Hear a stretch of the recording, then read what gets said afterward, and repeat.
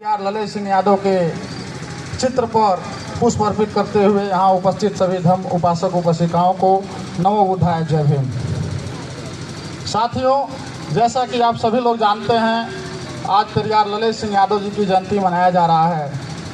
पेरियार ललित सिंह यादव उस पिछड़े समाज से एक ऐसे महान व्यक्ति निकले जिनको यादव समाज पिछड़ा समाज नहीं, जो भी बुद्धिजीवी समाज है, चाहे वो किसी भी वर्ग किसी भी जाति से है, वो सभी लोग इनको आदर्श मानते हैं, उनके दिखाए हुए मार्ग पर चलते हैं, उसको अपने आचरण में उतारने का काम करते हैं। ऐसे महापुरुष पेरियार ललित सिंह यादव थे। साथियों, मैं आप सभी से बताना चाहता हूँ, एक घटना पेरियार ललित सिंह यादव के समय में घटता है। इनका गृह जनपद कानपुर देहात हुआ करता था और वहाँ कठारा गांव के में इन्होंने जन्म लिया था। उस कठारा गांव में जब इन्होंने पढ़ लिख कर कुछ आगे बढ़े, सिपाही हुए, फिर हेड कांस्टेबल हुए, फिर इनकी बहुत सारी चीज़ें अभी हमारे धर्म साथी श्रद्धेय अखिलेश सर ने बहुत विस्तार से बताया है। मैं उस विस्तार में नहीं जाना चाहता हूँ। एक इनके समय में घटित घटना पर मैं उल्लेख करना चाहता हूँ। आज के तकरीबन 70 साल पहले, नियर अबाउट 1930 या 35 की घटना होगा। उस समय हर गांव में बस्ती वाइज, ये ब्राह्मण की संख्या है तो उसमें एक अलग कुआं होता था, ये पिछड़े समाज का बस्ती है तो उसमें एक अलग कुआं होता था, और एक दलित समाज के लिए उस गांव के सबसे किनारे दक्षिण दिशा में, अक्सर गांव में सभी गांव में दक्षिण दिशा में ही दलित समाज बसाते थे लोग। ऐसे चंद चलाक लोगों ने बसाया करते थे, उनके द्वारा ये पहले से ही थोपा गया है। तो उस दलित बस्ती के लिए एक कुआं था। एक समय ऐसा हुआ कि अचानक सूखा पड़ गया, जैसे कि इस समय भी कुछ सूखा का असर लग रहा है आप लोगों को। सूखा पड़ा और उस समय नल या हैंडपंप का कोई साधन नहीं था, जो भी साधन था कुआं ही था।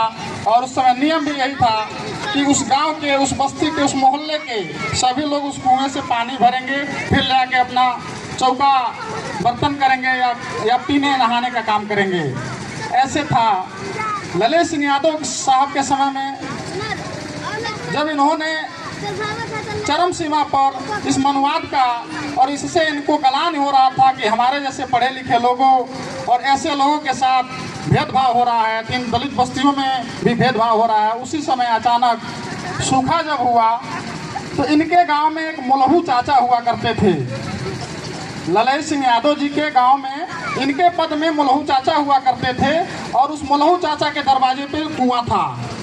तो जब सूखा पड़ा तो संजोग बस ऐसा हुआ कि मोलहू चाचा के दरवाजे पे जो कुआं था उसकी पानी सूख गई, और जब उस मोलहू चाचा के दरवाजे की पानी सूख गई, कुआं की पानी सूख गई, तो फिर वहाँ के हरिजन बस्ती या दलित बस्ती, वहाँ के लोगों को पानी के लिए किल्लत होने लगा।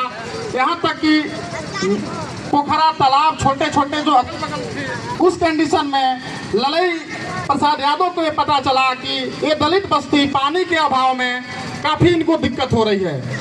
और उस समय हमारे ही भाई, जैसे अभी हमारे श्रद्धेय सुनंद बाबू जी ने बताया है कि बाबा साहेब SC ST के अलावा पिछड़े वर्ग को अपने बड़े भाई समझते थे, उसी तरीके से यही हमारे बड़े भाई मना करने लगे कि एक भी दलित बस्ती में कि कोई भी व्यक्ति इस पिछड़े समाज के कुएं से, इस यादव या कोयरी बनिया इस समाज के कुएं से कोई भी पानी नहीं भरेगा।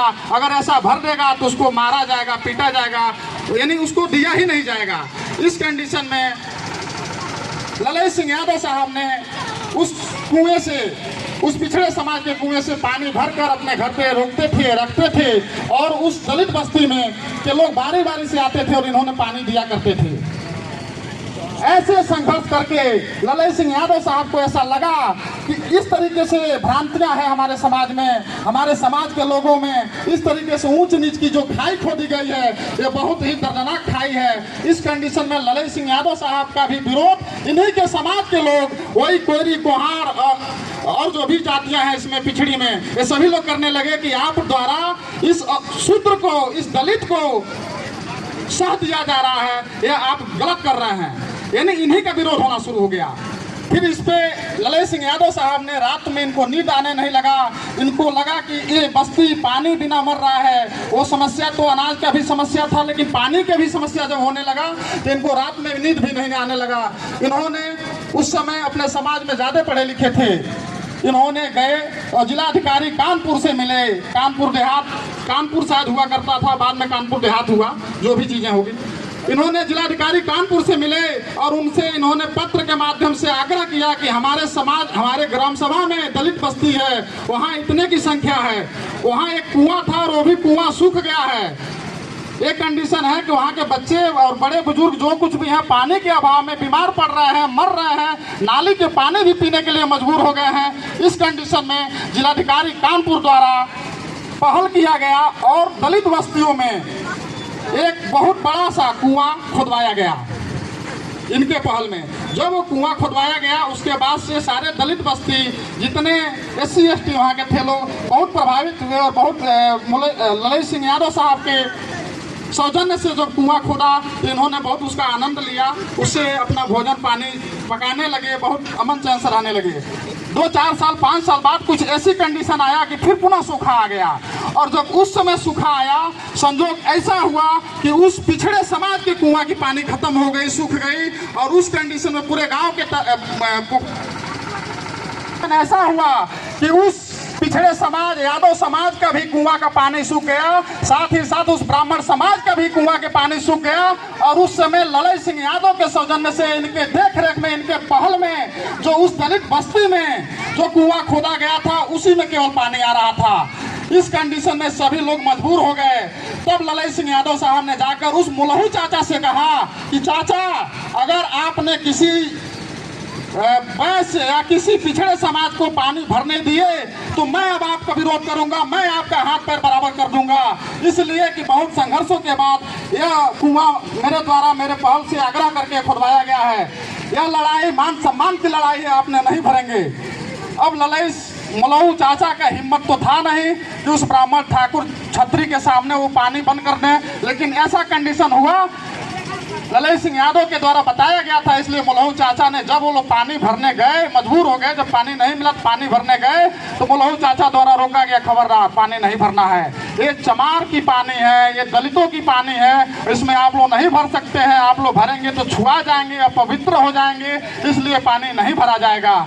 इस कंडीशन में वो लोग जानते थे कि यह मुलहू चाचा की हैसियत नहीं है पानी रोकने के लिए। कहीं न कहीं ललय सिंह यादव द्वारा संकेत दिया गया है मुलहू चाचा को पानी रोकने के लिए, इसलिए रोके हैं। तो सभी लोग, उस गांव के सभी वर्ग के लोग ललय सिंह यादव साहब के पास आए और ललय सिंह यादव साहब से आग्रह किए कि आप मुलहू चाचा को बताइए कि हमको भी पानी भरने दिया जाए।